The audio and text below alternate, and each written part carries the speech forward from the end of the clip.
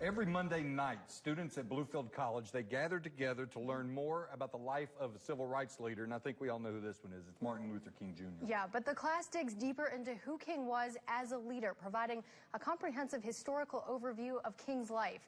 Our Jennifer Roberts attended the class and is live in the studio to share what this class is all about. Jennifer? Good evening. I spoke with the professor of this Christian Studies class, Dr. Lewis Brockton, and he says the goal of his class is to further establish King as a major Christian theologian and not just a civil rights leader. I started thinking about a dedicated, devoted, and loyal wife who was over there asleep.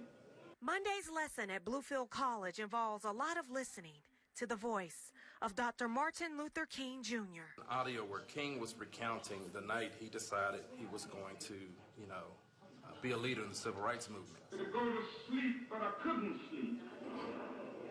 It was overwhelming to me. I kind of wanted to cry.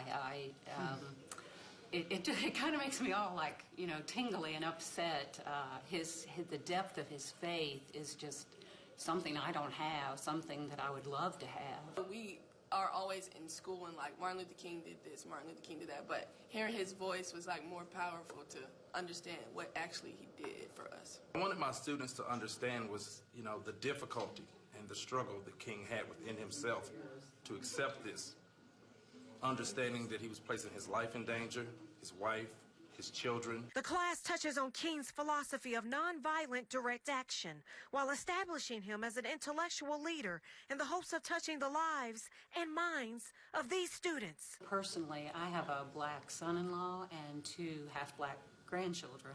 So anything that I can learn about the black experience, I think will make me a better grandparent. Susie Green was 17 years old when King was assassinated.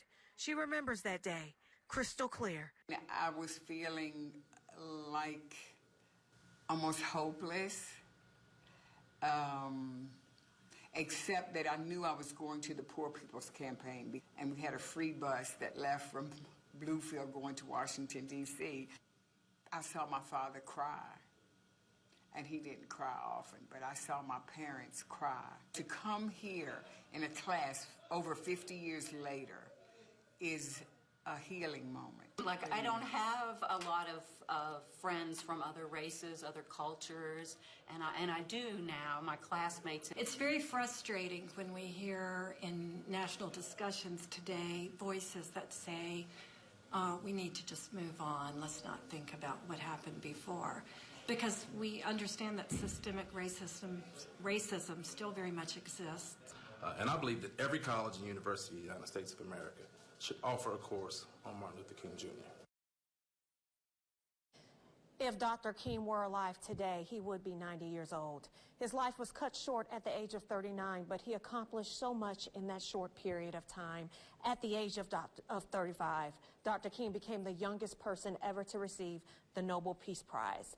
And as you know, there's a national holiday in Dr. King's honor. MLK Day is celebrated on the 3rd Monday in January.